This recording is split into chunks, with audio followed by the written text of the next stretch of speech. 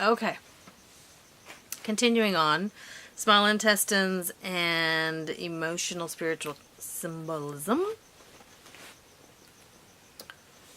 So with the small intestines, we were talking about yeast, candida, things like that. So yeast is an interesting component because it has an attribute of worth to the psyche. Worthiness, worthlessness, that kind of thing.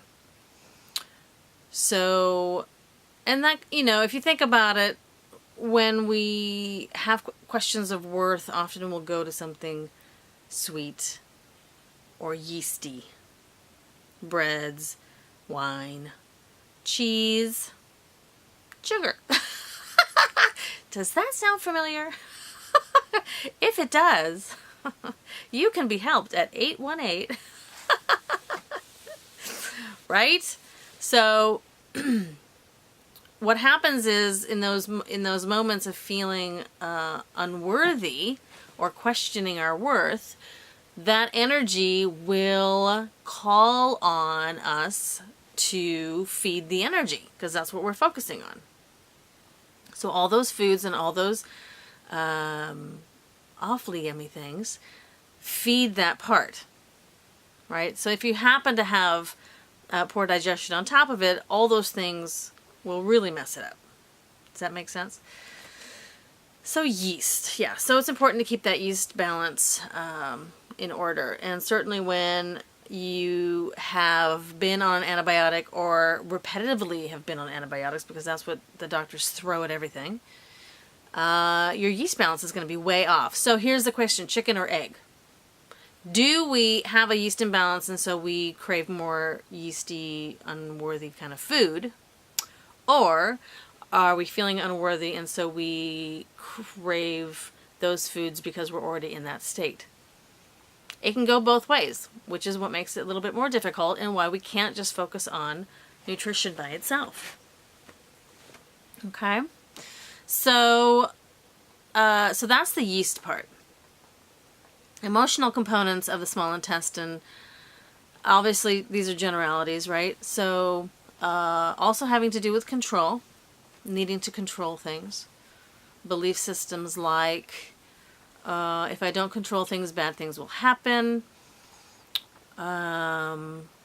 Things have to be exactly the way they need to be for me to feel safe or worthy. Other things like secrets. If you're housing a really deep secret or unwilling to hear a truth, either to yourself or to someone else, say a truth to someone else, those kind of harboring feelings and thoughts can definitely be stuck in the small intestines. Remember, intestines are about processing, right? So if there is something you have avoided processing, then it would make sense that that avoidance will require that topic be put someplace. It can be put anywhere. We're looking at the small intestines as an example because that's what we're talking about. It can be put anywhere. However, in the small intestines, this is just likely to happen. Okay, so secrets, harboring hatred, harboring resentment, harboring feelings of betrayal. Those are things that we have a hard time processing on an intellectual, emotional level. And one, we don't always ask for help for them because we want to keep them a secret. Sometimes the brain will actually put things away because they're unsafe or considered unsafe to look at until they are safe to look at, which is why I insist that any changes I do with clients is safe for the body so that it can learn what safety feels like, and that they're in the relationship that I have with my clients, that there is a need to keep opening the channels of safety, if not only in this one place, at least in this one place between the client and I.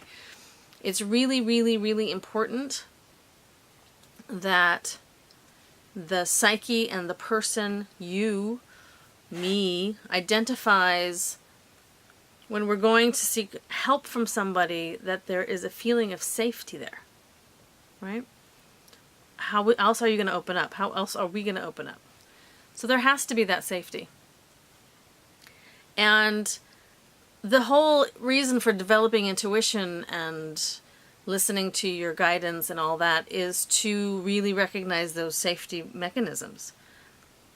Especially if you have safety trust issues, which on some level we all do, but some people have more than others because of certain events that may have happened in their lifetime. So the issue of safety is required to start peeling back and peeling back and peeling back. And sometimes there's a memory that all of a sudden comes out, you know, people forget. And are surprised that they had forgotten that something really traumatic has happened. But that's how great the brain is at hiding and putting things away so we feel okay. Okay. There's that detachment. So safety is going to be required in order to be able to process. To be able to process the things that are in our mind, in our dreams, in our unconscious, that can create blockages in our small intestines. The other part about small intestines is a lot of the syndromes that we talked about in part 1 are linked to genetics. Genetics in an energetic fashion, beyond the chemical genes, right, the structure of the chain of the DNA, genetic energetic hand-me-downs are God, this is such an old image, it's not fair. Sometimes I get images that are, you kind of, well, date me. But they're not necessarily current images, and so I have a little bit of a reluctancy to say them, but I will, and then I will ask for an updated version of them. Oh, okay, thank you. Please, because I have to fit the audience of whatever level audience we have. So the old version is there was this character, I don't know her name, it wasn't, being immigrant family, we didn't really latch on to a lot of the American stuff. There was this image that I remember, it was a drawing of a little girl and a little boy, and they always had a stick, like a reed, and then it had the handkerchief, like they were running away from home, but it wasn't sorrowful. It was just cutesy little hobo children. Romanticizing hoboism. I don't know. I don't get it. It's American stuff. I don't get it all. Anyway, they were really cute. And so that was one of the images of what genetic energetics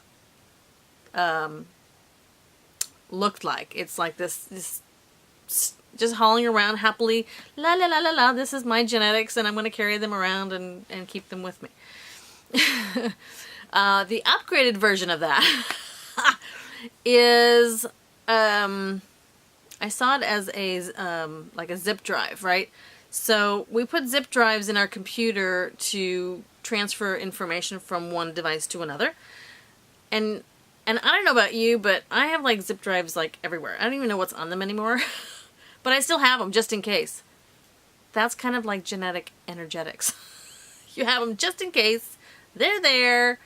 We need to fall back on them. But they do run in the background. They do hold space. And so our body will put those things in our system. And so it does create the genetic propensity to that illness It doesn't have to be on a chromosomal issue, but more on an energetic issue. And there are times, oh, darn it. Okay, guidance just showed me an example of that, and it's not a nice topic, and I didn't want to do that. But here we go, and so if I cry, sorry.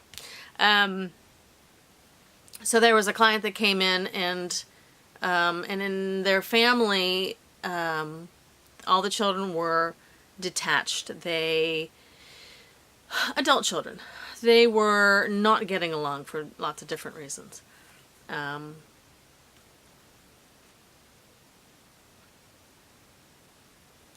One of the children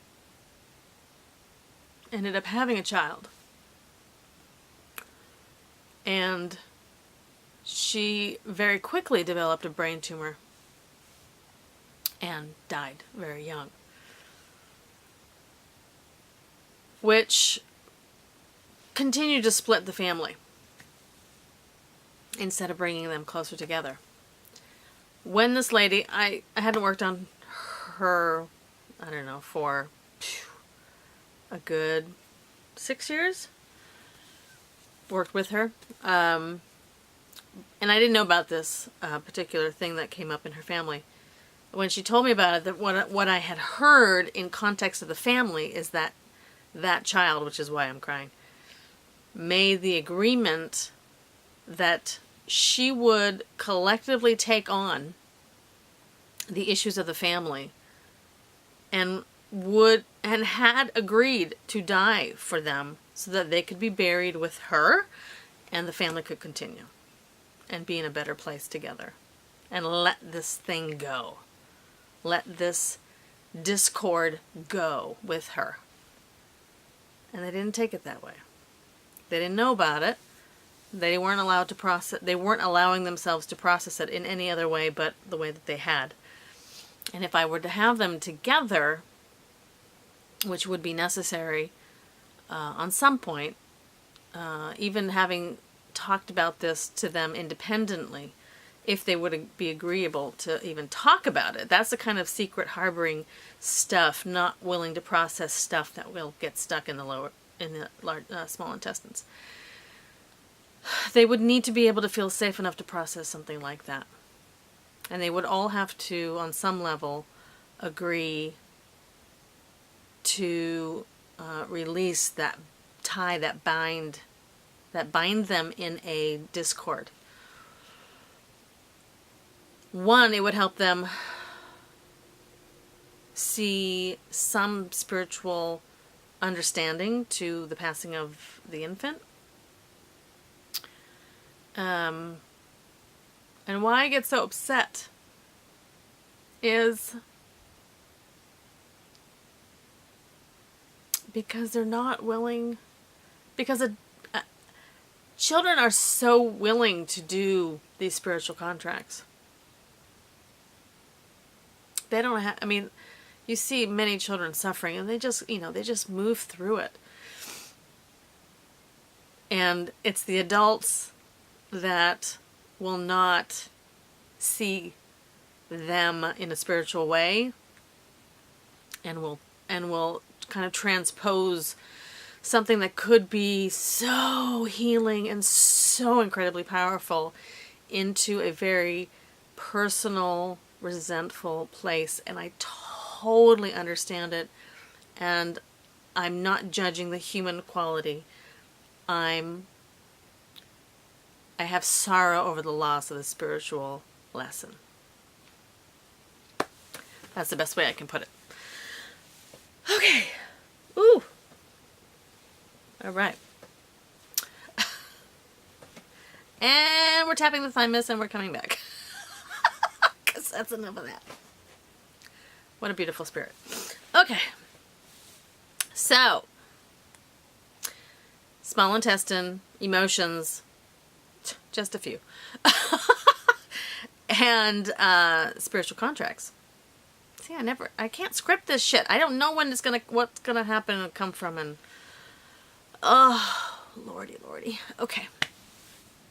So, control, hiding secrets, hiding deep resentments, hiding things that are unprocessable. I think that's a word. Again, English. You Americans and your English. Oh my God. Those kinds of things, because it's a processing center, it's like throwing a little screw inside of a processor. It's just like, you know, it bangs around and it has to find some place to go, and bits and pieces here and there. Parasites, symbolically, because we were talking about parasites in the physical stuff. Parasites are symbolically things that eat you up inside. Things that eat you up inside. Resentment kind of things. If you want to try to attempt to punish yourself, you know, a parasite would be a way to slowly eat and deteriorate yourself internally. Not anything would go, hey, by the way, I'll get in line for a parasite. It doesn't happen that way. It's really just about a potential cause, a potential effect, and some potential components that may make you more susceptible to something or another. That's how that goes, right? So, yeah, small intestines. I honestly, if I go somewhere near the face again next time,